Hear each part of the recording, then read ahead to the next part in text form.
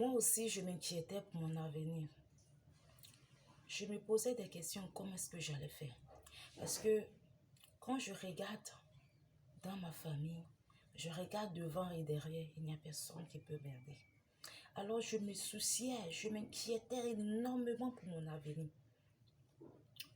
Et c'est ainsi que pendant mes jobs, parce que quand j'étais encore élève, je travaillais en tant que fille de ménage pour pouvoir souvenir à mes besoins, pour ne pas me livrer aux hommes, pour ne pas me livrer à la fornication.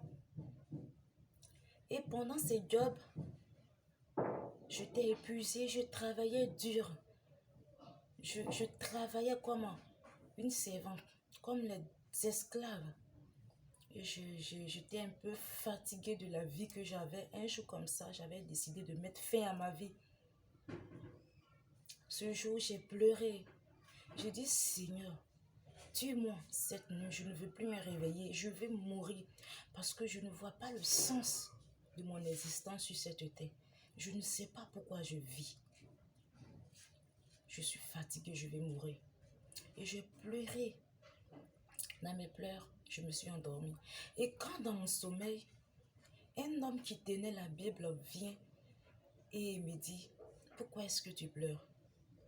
Tu pleures pourquoi? Tu te soucies parce que tu n'as rien. Et je ne veux pas ajouter à ce témoignage.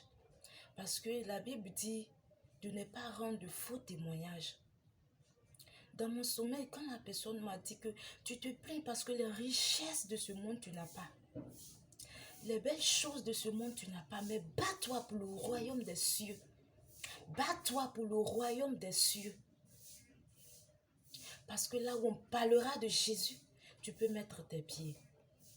Et la question qui m'a été posée est que l'arbre qui est planté au bord d'une source d'eau, quel est cet arbre? Quel est cet arbre? C'est la question qui m'a été posée. Et la personne m'a montré un champ en baoulé, parce que je suis baoulée. Et le chant disait que celui qui s'agenouille dans le sang de Jésus a la victoire. Et je chantais dans le sommeil, je chantais, et en réalité, je chantais. Quand je me réveillais, je chantais toujours ce chant. Juste dis quoi, ton avenir ne dépend pas de ta famille, de ton père et de ta mère. Ne dépend pas de quelqu'un. Mais ton avenir dépend de Dieu.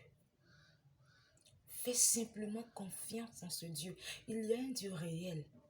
Même si quand on prie à l'instant T, il ne répond pas, mais il écoute nos prières.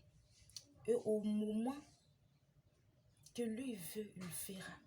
Fais simplement confiance en ce Dieu.